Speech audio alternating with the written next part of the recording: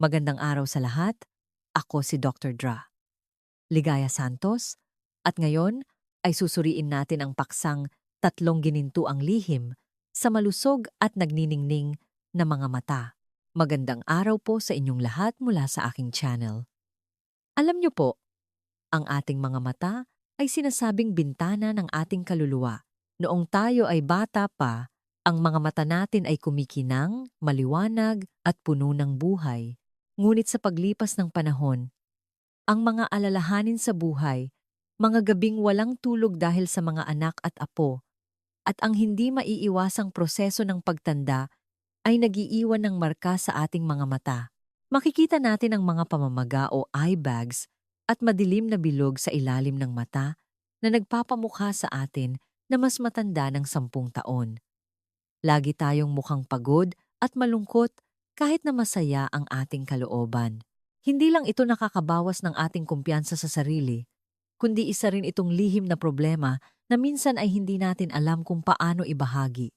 Marami sa atin ang nag-iisip na matanda na tayo, kaya kailangan nating tanggapin ito o siguro kailangan pang magpa-opera sa beauty clinic na napakamahal para lang mawala ito. Ngunit hindi po ganoon. Ang kalikasan ay nagbigay sa atin ng mga kamangha-manghang elixir na napakamura at madaling mahanap sa ating kusina. Kailangan lang nating malaman kung paano pagsamahin ang mga ito ng tama. Kaya ngayong araw, ang aking channel ay ibabahagi sa inyo ang tatlong eksklusibong recipe na pinagsama-sama mula sa pinakakaraniwang natural na sangkap upang matanggal ang pamamaga sa mata, mabawasan ang mga madilim na bilog sa ilalim ng mata, sa isang ligtas at epektibong paraan pagkatapos lamang ng 7 araw na tuloy-tuloy na paggamit. Ang mga recipe na ito ay maingat na pinili batay sa siyentipikong mekanismo ng pagtanda ng balat, ngunit pinasimple upang madali ninyong magawa sa bahay. Bago tayo pumunta sa detalye ng bawat recipe, kung sa tingin nyo ay kapakipakinabang ang paksang ito at nais ninyong ibalik ang kabataan sa inyong mga mata, mangyaring magbigay ng like sa video na ito at huwag kalimutang mag-subscribe sa aking channel. Ang inyong suporta ang pinakamalaking inspirasyon ko upang patuloy na magsaliksik at magbahagi ng magagandang remedyo araw-araw. At ngayon, samahan niyo ako sa paghahanap ng nagniningning na kagandahan para sa ating mga mata. Unang bahagi, pag-unawa sa kalaban. Ang sanhi ng pamamaga at madilim na bilog sa mata. Bago tayo magsimulang gumamot, kailangan nating maunawaan kung bakit naroroon ang problema. Kung naiintindihan natin ang ugat ng sanhi, mas magiging epektibo ang paggamot, hindi po ba? Ayon sa kaalaman sa medisina, ang balat sa ilalim ng mata ay ang pinakamanipis na balat sa katawan. Sa ating pagtanda, ang taba sa ilalim ng balat ay kumukonti at ang collagen ay nawawala, na nagpapalitaw sa mga daluyan ng dugo sa ilalim ng balat na siyang lumilikha ng madilim na bilog. Ang pamamaga sa mata, sa katunayan, ay dahil sa pag-ipon ng taba o likido. Kapag humina ang sistema ng paglabas ng likido sa katawan dahil sa edad o dahil sa maalat na pagkain at mahinang bato, ang tubig ay naiipon sa mga lugar na mababa, lalo na sa ilalim ng mata na lumilikha ng pamamaga. Kaya nakita ninyo, ang pamamaga at madilim na bilog sa mata ay hindi natural na lumilitaw. Ito ay isang senyales ng problema sa sirkulasyon at pagtanda. Sama katuwid. Hindi tayo maaaring magpahid ng kung anong cream lang, kundi kailangan nating gumamit ng tamang sangkap upang matugunan ang problema. Ang tatlong recipe na ibabahagi ko sa ibaba ay dinisenyo upang ganap na malutas ang sitwasyong ito. Ang isang uri ay makakatulong na magtanggal ng tubig at bawasan ang pamamaga. Ang isa ay makakatulong na matunaw ang pasa at mabawasan ang mga madilim na bilog, at ang isa ay makakatulong na i-regenerate ang balat. Ngayon, nang hindi na kayo patatagalin pa, pumunta tayo sa unang solusyon, isang klasikong pamamaraan na lubhang pinapaboran ng mga Pilipino. Ikalawang bahagi, tatlong ginintuang recipe para tanggalin ang pamamaga at madilim na bilog sa mata. Recipe 1. Ang perpektong magkatuwang, patatas at fresh milk, unsweetened.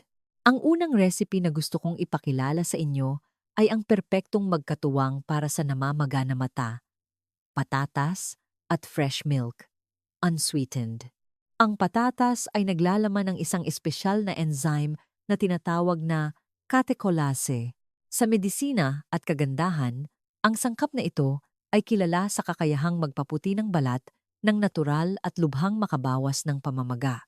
Kapag pinagsama sa fresh milk, na mayaman sa lactic acid na nagpapalambot ng balat at nagbibigay ng moisture, magkakaroon tayo ng isang napakagandang eye mask na makakatulong na magtanggal ng labis na tubig at magpapaliwanag sa balat na may madilim na bilog. Para gawin ang recipe na ito, mangyaring ihanda ang sumusunod. Mga sangkap, isang maliit na patatas, pumili ng sariwa, walang sprouts, at magandang dilaw na balat. 2 kutsarita ng fresh milk, unsweetened, mas mabuti kung malamig. 2 cotton pad iyong ginagamit sa pagtanggal ng makeup o kung wala, maaari ring gumamit ng malinis na medical gauze na hiwain sa 2. Paano gawin? Mangyaring sundin ang 6 na hakbang na ito. Hakbang 1. Paghahanda ng patatas. Una, hugasan ng maigi ang patatas upang matanggal ang dumi. Pagkatapos, balatan ito ng buo. Siguraduhin na tanggalin ang lahat ng itim na mata sa patatas kung mayroon man. Hakbang 2. Paggawa ng pinaghalong. Sa hakbang na ito, may 2 paraan kayo. Unang paraan, gamitin ang blender upang durugin ang patatas. Pangalawang paraan, mas madali, gamitin ang grater upang gadgarin ang patatas ng pino. Pagkatapos makuha ang dinurog na patatas kasama ang katas at laman, ilagay ito sa isang malinis na mangkok. Sunod, dahan-dahang ibuhos ang 2 kutsarita ng fresh milk unsweetened. Gamitin ang kutsara upang haluin ng maigi hanggang maging malapot at magkaisa ang pinaghalong. Hakbang 3.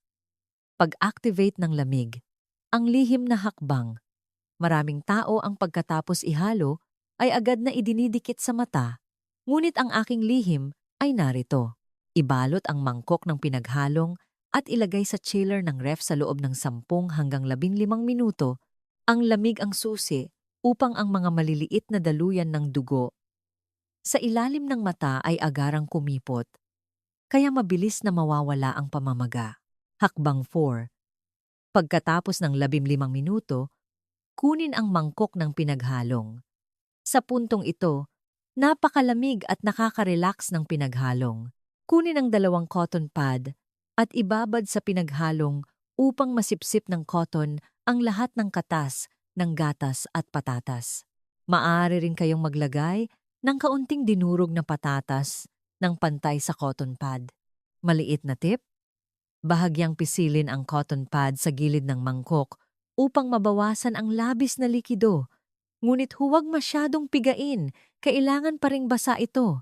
Hakbang 5. Mag-relax at mag-enjoy. Pumili ng komportableng posisyon, bahagyang itaas ang unan, ipikit ang mga mata, at ilagay ang 2 cotton pad na puno ng nutrients sa inyong mga mata. Tandaan na takpan ang buong pamamaga sa ilalim at sa itaas ng mata. Mag-relax ng 15 hanggang 15 minuto. Sa panahong ito, mararamdaman ninyo ang lamig na kumakalat at ang bigat sa mga mata ay unti-unting mawawala na lubhang nakaka-relax. Hakbang 6. Pagkatapos ng pagpahid, hugasan ang mga mata ng maligamgam na tubig. Sa huli, gamitin ang malambot na tuwalya upang dahan-dahang patuyuin, huwag kuskusin ng malakas. Mahalagang paalala. Ang patatas ay mayroong mild bleaching property, kaya tandaan na hugasan ang mga mata ng maligamgam na tubig pagkatapos gamitin. Huwag na huwag gagamitin ang patatas na may sprouts dahil ito ay may toxin na masama sa balat. Para sa recipe na ito, gamitin ito 3 beses sa isang linggo.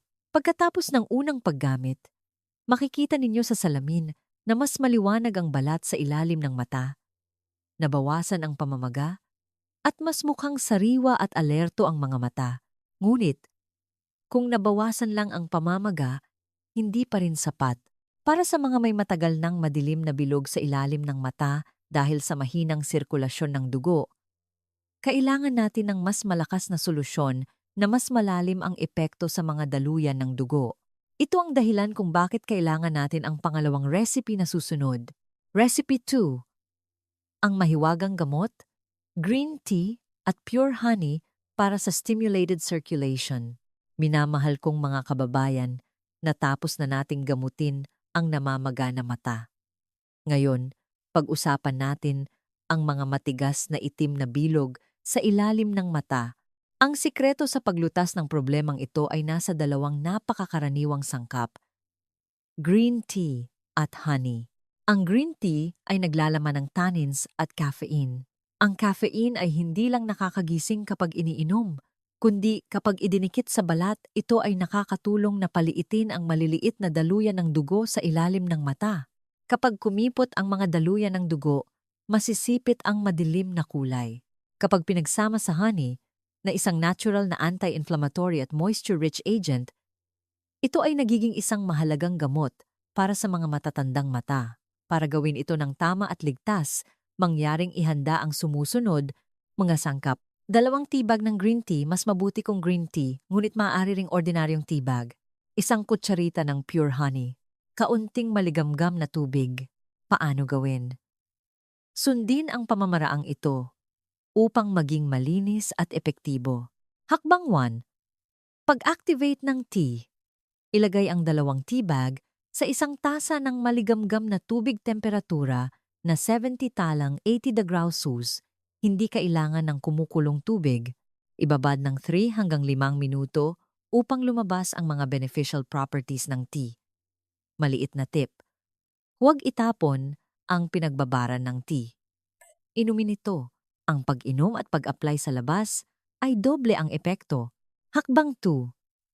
Kunin ang 2 teabag, bahagyang pisilin gamit ang kutsara o kamay upang mabawasan ang tubig. Mahalagang paalala, huwag itong pigain ng husto. Hayaan na medyo basa pa rin ang teabag upang mas madaling masipsip ang nutrients sa balat. Hakbang 3. Ilagay ang 2 teabag sa isang malinis na plato.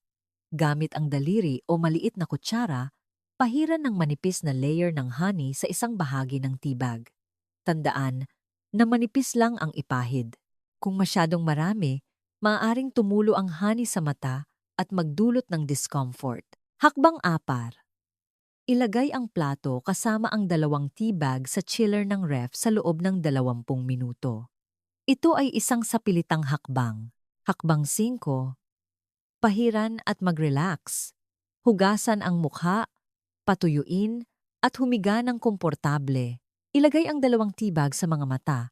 Tiyaking ang bahaging may honey ay direktang nakadikit sa balat ng mata. Ipikit ang mga mata at mag-relax ng 15 minuto. Sa oras na ipahid ninyo ito, mararamdaman ninyo ang lamig na kumakalat sa loob ng socket ng mata na lubhang nakaka-relax. Ang amoy ng tea na pinagsama sa honey ay makakatulong na pakalmahin ang inyong nerves at lahat ng pagod ay mawawala. Sa panahong ito, ang tannins ay tahimik na gumagana upang patatagin ang maluwag na balat. Maliit na paalala, dahil sensitibo ang balat sa ilalim ng mata, pumili ng malinis na tea na walang added flavors o chemical preservatives. Kailangan din na purong honey ang gamitin. Kung may allergy kayo sa pollen, subukang magpahid ng kaunting honey sa pulso bago ilagay sa mata. Ang kaligtasan ang laging una. Kaya, nabawasan na natin ang pamamaga ng mata gamit ang patatas at fresh milk. Nabawasan na rin natin ang madilim na bilog gamit ang green tea at honey. Ngunit mayroon pang isang problema na nagpapamukha sa ating mga mata na matanda, ang mga crow's feet at ang pagnipis ng balat na bumababa. Upang mapanatili ang pangmatagalang resulta at maiwasan ang pagbalik ng pamamaga, kailangan nating gawing malusog, nababanat, at mas makapal ang balat mula sa loob. Ang ikatlong recipe na susunod ay ang gintong susi para sa pangmatagalang pagpapabata, lalo na kapag pinagsama sa isang eksklusibong massage routine. Mangyaring magpatuloy sa pagbabasa. Recipe 3. Coconut oil at vitamin E para sa deep hydration at lifting massage. Sinasabi nga po, Kung gusto mong magtayo ng mataas na bahay, kailangan matibay ang pundasyon. Ganoon din sa paggamot sa pamamaga ng mata. Pagkatapos mabawasan ang pamamaga at madilim na bilog, ang huling hakbang na ito ang pinakamahalaga upang patatagin ang pundasyon, upang maging malusog ang balat sa mata mula sa ugat at maiwasan ang pagbalik ng pamamaga. Sa makatuwid, kailangan natin ng isang super nutrient combination, ang pagsasama ng coconut oil at vitamin E. Ang coconut oil ay mayaman sa fatty acids na nagpapalusog sa balat. Ang vitamin E naman ay tinaguriang reyna ng anti-aging na tumutulong sa pag-regenerate ng nasirang cells ng balat. Lalo na sa recipe na ito, ituturo ko sa inyo kung paano ito pagsamahin sa isang lymphatic drainage massage exercise. Ito ang sikreto ng mga high-end spa na tumutulong sa pagtanggal ng labis na tubig at toxins mula sa mata na nagpapawala sa eye bags ng permanente. Mangyaring ihanda ang sumusunod. Mga sangkap, isang capsule ng vitamin E, dilaw, madaling mabili sa botika, isang kutsarita ng coconut oil o olive oil. Paano gawin? Sundin ng dahan-dahan ang aking mga tagubilin. Hakbang 1. Butasin ang vitamin E capsule gamit ang karayom at pigain ang laman sa palad. Pagkatapos, idagdag ang coconut oil, gamitin ang daliri upang haluin ng maigi ang pinaghalong sa palad sa loob ng 10 segundo upang ang init ng ating katawan ang magpainit sa langis na nagpapahintulot sa nutrients na mas mabilis na makapasok sa balat ng 3 beses kaysa sa malamig na langis. Hakbang 2.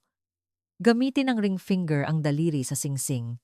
Pakatandaan, kailangan ring finger ito dahil ito ang daliri na may pinakamahinang lakas kaya hindi nito masisira ang manipis na balat sa paligid ng mata. Hakbang 3. Paglalapat ng wrinkle smoothing massage technique. Ngayon, ilagay ang pinaghalong sa balat sa ilalim ng mata at simulan ang massage. Kilos 1. Pag-smooth para sa detox. Ilagay ang ring finger sa sulok ng mata, malapit sa ilong, dahan-dahang iswipe pahalang sa pamamaga patungo sa dulo ng mata. Isipin na parang ginagamit ninyo ang inyong daliri upang plansahin ang isang kunot sa isang telang seda. Ang pressure ay dapat na napakagaan at malumanay. Kilos 2. Pagtaas ng balat. Pagdating ng daliri sa dulo ng mata, huwag huminto. Pindutin ng bahagya sa pressure point sa dulo ng mata. Pagkatapos ay iswipe pa itaas patungo sa templo. Napakahalaga ng kilos na ito. Itinaas nito ang bumagsak na balat. Inaangat ang mata at nilalabanan ng gravity.